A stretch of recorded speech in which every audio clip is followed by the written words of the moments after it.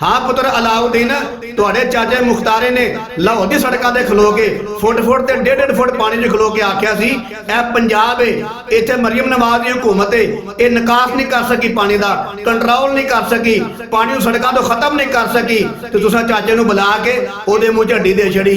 ते मैं कहना चाहना हुण अपने चाचे नूं दसो कि जिथे तुहाडी हुकूमत है ना PTI दी KPK दे अंदर खैबर पख्तूनख्वा दे अंदर उथे बुनीर दे विच सवाद दे विच इन्ना क सैलाब आया, इन्ना क सैलाब आया 450-500 बंदा मर गया है। हालांकि लाहौर दी सड़कों ते ना कोई बच्चा मरिया सी, ना कोई बुढ़ी मरी सी, ना कोई नौजवान मरिया सी, ना कोई बाबा मरिया सी।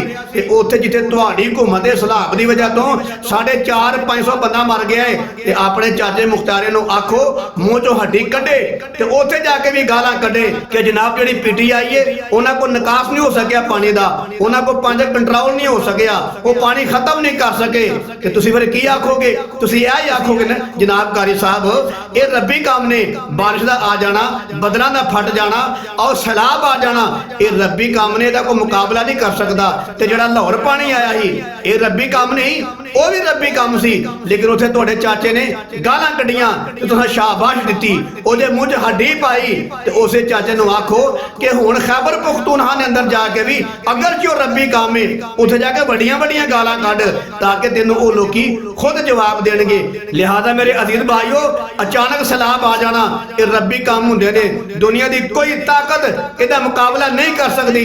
जाओ जाके बाहर दी हुकूमतां च वेख लवो, कसम खुदा जगह जगह सैलाब आ रहे ने, गड्डियां रुड़दियां पियां, बंदे मारदे ने पे, लेकिन कोई भी माशरा जिहड़ा ना अपने हुक्मरान नूं इन्हां कामां दे विच गालां नहीं कढदा पिया। उन्हां नूं पता है ये रब्बी काम ने, गाल कढना अखलाक तो गिरी हुई बात है।